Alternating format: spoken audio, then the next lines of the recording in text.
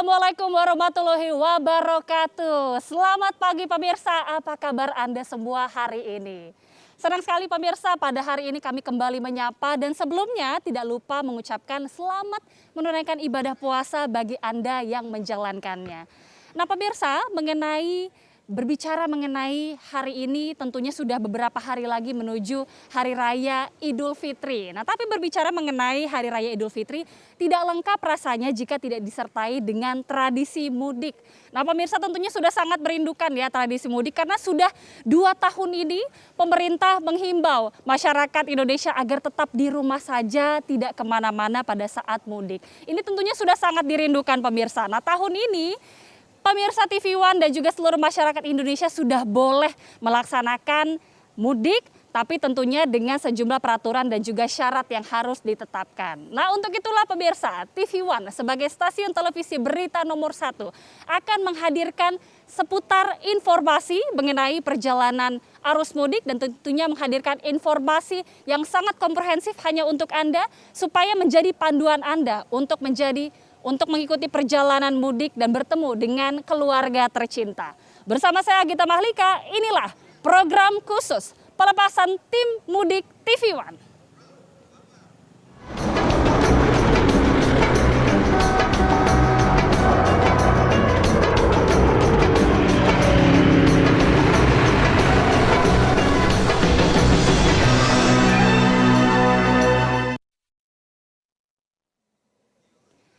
Nah pemirsa, ini bersama saya dan baru saja sudah hadir juga Menteri Perhubungan Bapak Budi Karya Sumadi. Selamat datang Bapak. Untuk itulah karena kita sudah kedatangan Pak Menteri dan juga sudah ada narasumber lainnya, saya akan langsung berjalan untuk menuju kepada narasumber saya. Saya akan menyapa terlebih dahulu.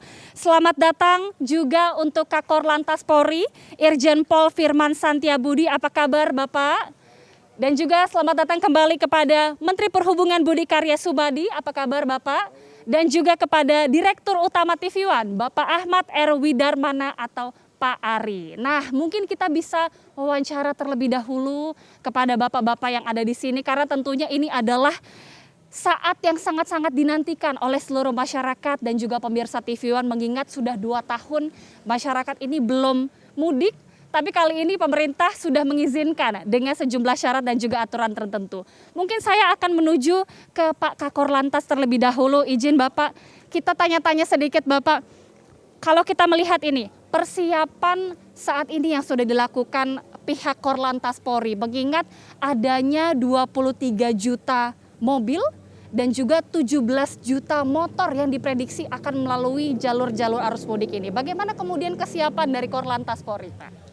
Baik, terima kasih. Selamat pagi pemirsa, selamat pagi Mbak. Mohon izin Bapak Menteri.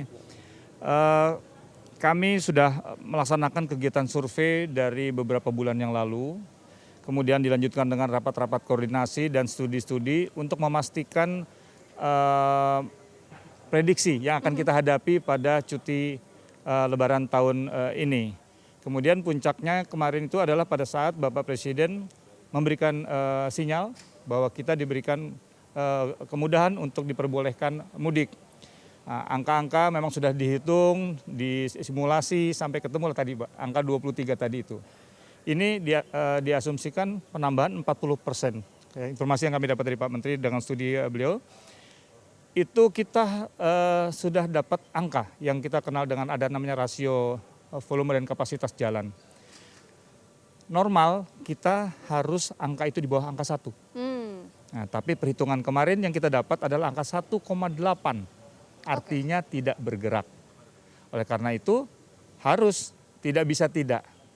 Jadi masyarakat perlu tahu, perlu kita informasikan, kita edukasi mengapa polisi mengambil langkah-langkah ini.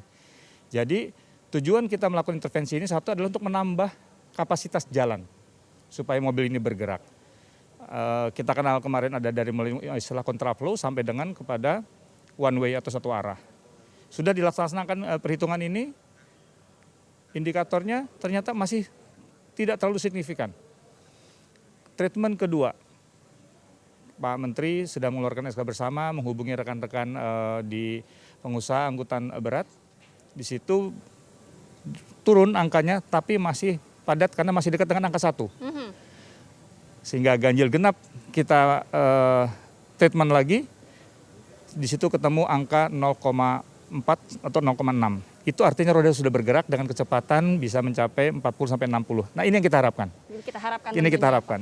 Tapi yang kemudian menjadi pertanyaan bagi masyarakat ya, bagaimana kemudian antisipasi apabila terjadi kepadatan ataupun lonjakan? Karena sudah disiapkan juga ya oleh Korlantas Polri bahwa sudah ada rekayasa seperti one way atau satu arah dan juga kebijakan ganjil genap. Bagaimana kemudian ini bisa menjadi solusi yang optimal begitu ya Pak ya untuk mempersiapkan seluruh para pemudik yang akan pulang nih pada tahun ini? Ya, terima kasih. Pertama tadi angka 0,4 dengan angka 0,6 itu sudah bisa memberikan jaminan bahwa itu rolling ya. Nah, tapi Bapak Presiden memberikan arahan. Beliau juga menghitung bagaimana kalau tetap terjadi penumpukan di tanggal 28. Itulah kemarin kami diperintahkan oleh beliau untuk memikirkan, menghitung kembali mengapa tidak dimulai sejak awal tanggal 25. Bahkan anak-anak kita sudah cuti tanggal hari ini atau kemarin malah bahkan. Nah, ini yang kemarin kita komunikasikan, apakah orang tuanya juga diberikan izin atau cuti pada tanggal 25 sampai dengan tanggal 27. Apabila ini terjadi, artinya anak-anak kita, rekan-rekan kita, saudara-saudara kita tidak perlu menunggu tanggal 28. Betul. Penyebaran mudik pulang tidak harus tertumpu di tanggal 28, 29, tanggal 30 sampai tanggal 1, itulah perkiraan puncak. Salah satu itu yang juga diajukan untuk memecah. Nah, yang kedua tentunya. Dan itu juga sudah diungkapkan oleh Presiden ya bahwa betul. Sebelum dari tanggal 28 begitu ya. Itu juga himbauan kita kepada masyarakat. Baik. Kemudian kita menuju ke Pak Menteri Perhubungan Pak Budi Karya Sumadi. Kalau kita melihat kan salah satu syarat untuk mudik tahun ini adalah harus adanya vaksin booster begitu ya Pak ya. Betul. Nah, bagaimana kemudian kesiapan dari seluruh jajaran Kementerian Perhubungan tentunya untuk memeriksa bahwa ini betul-betul syarat yang harus diperhatikan oleh para pemudik. Seperti apa Pak? Jadi satu hal melengkapi apa yang disampaikan Pak Kakor Lantas, bahwa Bapak Presiden sangat concern dengan mudik ini. Karena kita tahu bahwa selama 2 tahun tidak mudik, nah sekarang mudik. Euforia itu tumbuh dan jumlah 85 juta bukannya sedikit. Oleh karenanya kita punya tagline, mudik aman, mudik sehat. Nah, kalau kita bicara booster, itulah yang dinamakan mudik sehat. Kita berupaya bahwa masyarakat seyogyanya melakukan finalisasi vaksinnya sampai booster. Apa yang kita lakukan di jalan memang kami kompak. Harus dilakukan dengan simpatik, dengan ramah. Sehingga kita tidak akan menginterupsi semapun orang yang berjalan, termasuk memeriksa status itu. Nah, oleh karena kami butuh sekali media. Media menjadi satu teman yang sejati dan sangat vital, menentukan. Oleh karenanya saya katakan kita. Masyarakat pun kita bisa katakan kita. Marilah kita melakukan manajemen mudik ini dengan baik. Sehingga adanya kesadaran masyarakat, kebersamaan masyarakat, dan kalau kita itu ada dan sinergis, kolaboratif, insya Allah tidak ada pemeriksaan tetapi masyarakat sudah sadar. Itu yang kita tekankan untuk vaksin booster itu tadi. Insya Allah, mengingat euforianya sangat luar biasa nih Pak Menteri. Seperti apa himbauan yang mungkin bisa diberikan dari Kementerian Perhubungan untuk para pemudik ini? Satu, sebelumnya ya, pasti vaksinlah booster.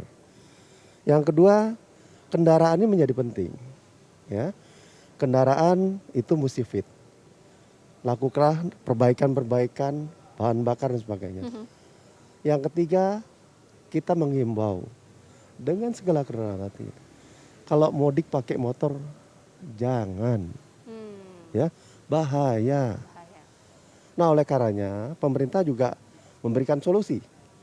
Kementerian Perhubungan, Polri, dan beberapa pihak menyediakan mudik gratis. Sama motornya. Ada kereta api, ada bus, ada kapal. Terutama ke tujuan Semarang, Jawa Tengah, dan Jawa Timur. Siap. Bahkan kalau yang bus itu sampai ke kota-kota kecil. Mhm.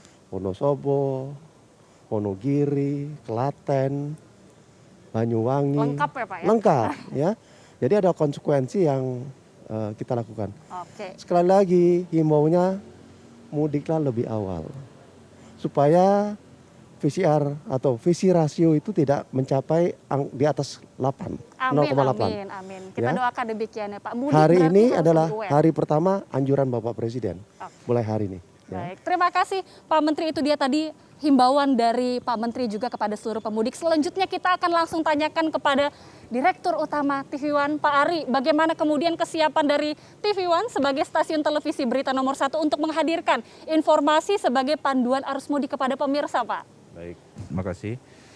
Untuk persiapan, insya Allah tim TV One telah siap 100% untuk memantau, menginformasikan arus mudik tahun 2022 ini.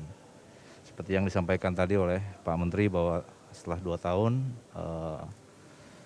belakangan ini bahwa euforia masyarakat meningkat, jadi diperkirakan ada 85 juta orang pemudik, 23 juta kendaraan mobil dan masalah 17 juta kendaraan motor. Tentunya harus disampaikan informasinya kepada masyarakat.